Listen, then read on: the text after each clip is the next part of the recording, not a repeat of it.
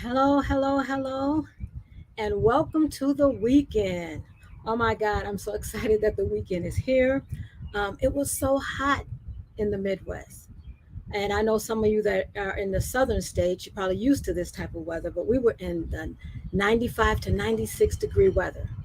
And so it was so hot, I thought I was going to melt. I stayed in the house most of the time, but I'm so glad that we're here at the weekend. And so, welcome to my social media pages. I want to give a shout out to my YouTubers, to my Instagram followers, and also to my Facebook Mosaic followers. Just want to say hello and thank you for joining me.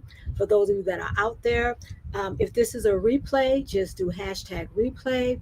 If you have any questions, you have any comment, you're free to just make those comments. Hopefully, I'll be able to see them. And I just want to get started. So, for those of you who don't know me, my name is Lois Godot, and I'm a licensed clinical professional counselor. And I've been in a blended family for 27 years. And because of my experience in the blended family and also my experience as a counselor, I've created a coaching program called Mosaic Transformation Academy. And in the coaching program, I help step parents who are 1 to 5 years in the process of combining their families. And I help them to improve their communication so that they won't feel like an outsider, a third wheel, resentful, or isolated in their relationship. And so today, I wanted to just talk to you a little bit about the title, which is Changing Your Perspective So You Can Get Off the Hamster Wheel. Now, for those of you who you might be familiar with the hamster wheel, that's a metaphor that's used. And if you think about the hamster wheel, it's the hamster that's going around and around and around. And what this metaphor does, it describes a behavior that's often used when something keeps repeating over and over that you don't see any progress, there's no change made, there's no result, or you keep getting the same results. So that's the metaphor about the hamster being on the wheel. And so it goes around and around and it serves no purpose and it gets you nowhere. Hopefully, my Instagram looks like it keeps trying to refocus. I hope everything's okay. And so, as I think about the blended family, sometimes the blended family is like that. We have a perception or we see a situation a certain way, and it keeps us in a state of frustration or anger, sort of like being on that hamster wheel. And we're going around and around because of what we're thinking and our emotions, and it's getting us nowhere. And it's keeping us in that state of frustration or anger or anxiety. And sometimes the frustration, anger, and anxiety, those are emotions. And sometimes those negative emotions stop us from really enjoying our blended family and having a happy blended family. And so today I just want to look at three perspectives that you may want to change as it relates to the biomom. And it's going to require to have a mindset shift. That's the same thing as having a perspective change. I'll use them interchangeably so that you can get off the hamster wheel, stop being frustrated, stop being angry. So, again, so you can enjoy your blended family. And so, the first mindset shift or perspective change I want to talk about is a lot of times we call the bio mom a high conflict mom. We may call her a difficult mom. We may say she's petty. We have all these names for her. But sometimes it's really just that she has a different parenting style than you do. She just has a different parenting style. And so we know that there are some absolutely wrong ways to parent. It's a wrong way to parent if you're neglecting your child. It's a wrong way to parent if you're abusing your child. It's a wrong way to parent if you are alienating your child from your ex partner, or if you have inappropriate behavior or language in front of your child. That's not what I'm talking about. And I'm not even talking about moms that are in and out of the child's life. That's not what I'm talking about. I'm talking about a mom that's active in her child's life, that is co parenting with your partner. That's the parent that I'm talking about, that sometimes we give those labels to. And what happens is that, like I said, they may parent differently. They may look at punishments differently than you do. They may look at the expectations for their child differently than you do. They may have a different belief system. They may have a different value system. And they may also be more lenient with their child. They may not enforce rules. And because of all of this, you say that they may not be a good parent. You may look at it and say, you know what, that is not a good parent. But actually, it has nothing to do with that. It has something to do with them having a different parenting style. And that drives you up the wall. That keeps you constantly frustrated when you see or hear about things that the bio parent is doing. And so, because you're constantly frustrated and constantly complaining about it, again, you're that hamster on the wheel. It just keeps going around and around.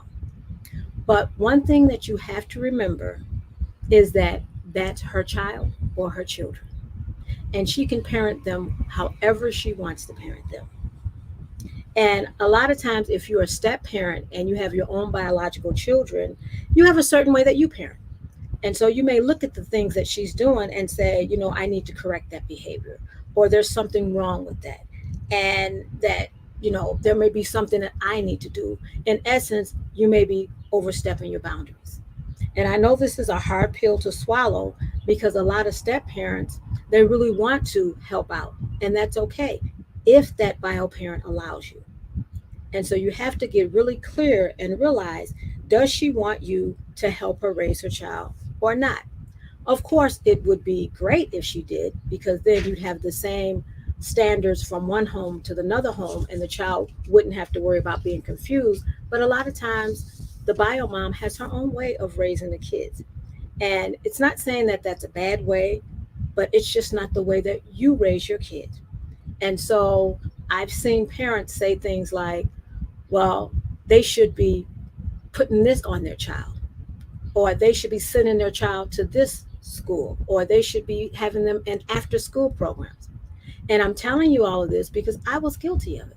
I was guilty of it, trying to push my views and my standards on the bio parent and getting frustrated when, of course, she wasn't listening to me, and she shouldn't, because she had her own way of parenting her kids.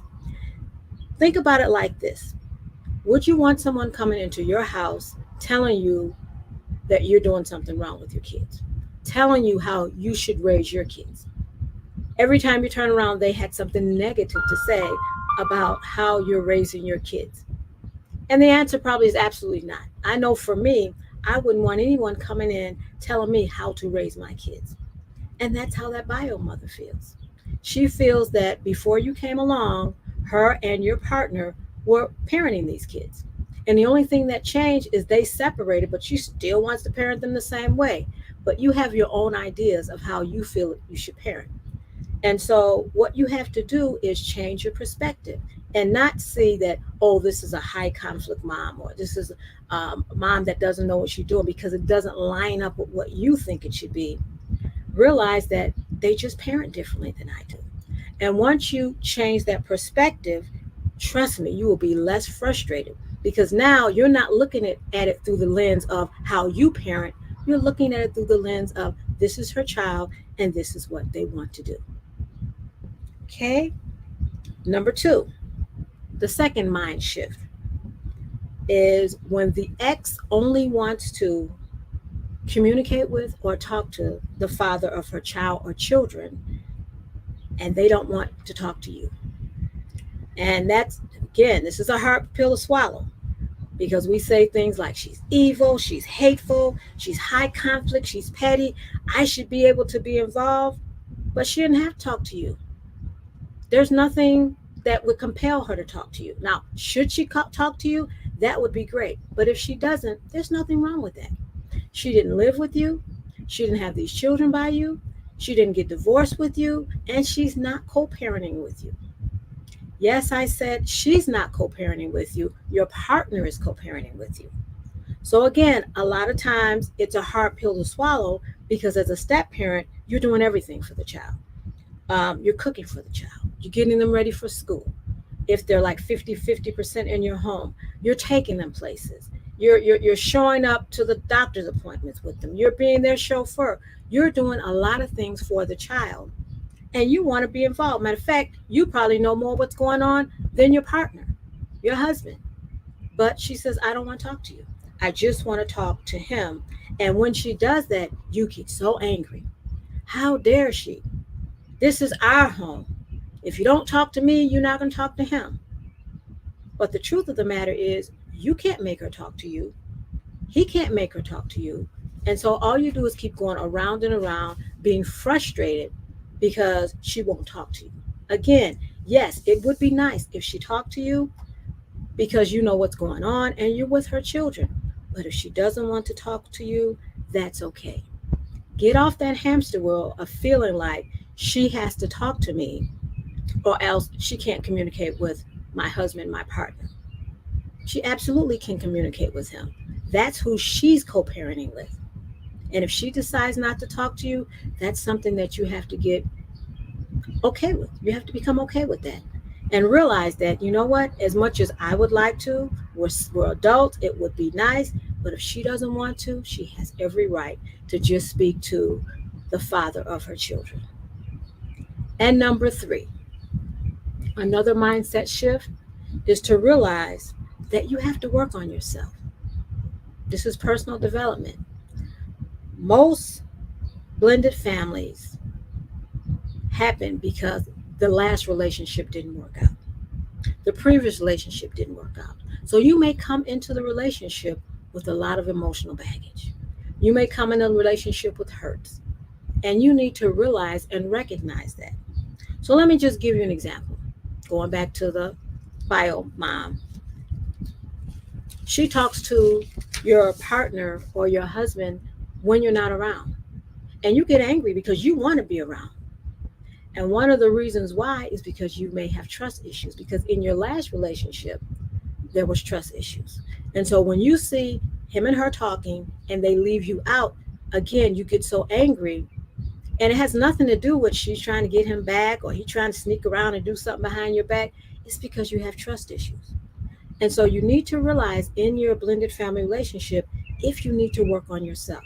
Are there things that I need to work on that has nothing to do with the bio mom? But a lot of times we'll put it on the bio mom, but it's really our own personal issue.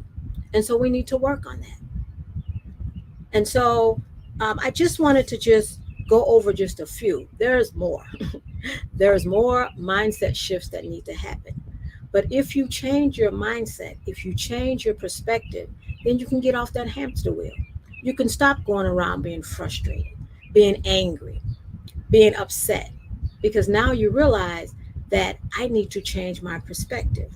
So you either need to change your perspective about her parenting style, change your perspective about her not wanting to talk to you and just wanting to talk to him, and change your perspective about I need to work on myself because some of these issues have nothing to do with her at all.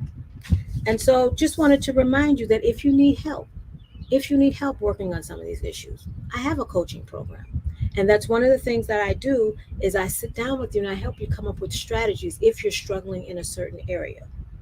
And so I came up with these three that I see stand out a lot, but you may have some that you feel that keep you on that hamster wheel. Some perspectives, mindset shifts that you need to change. So go ahead, put it in the DM. Let me know what you think. Let me know what are some of the mindset shifts that you need to change in order for you to get off that hamster wheel and have a happy blended family and to enjoy your blended family. So it's the weekend. I don't want to keep you long. So I want you to go ahead and just enjoy the rest of your day and enjoy your weekend. And I'll see you on next week. Have a good weekend. Okay, bye bye.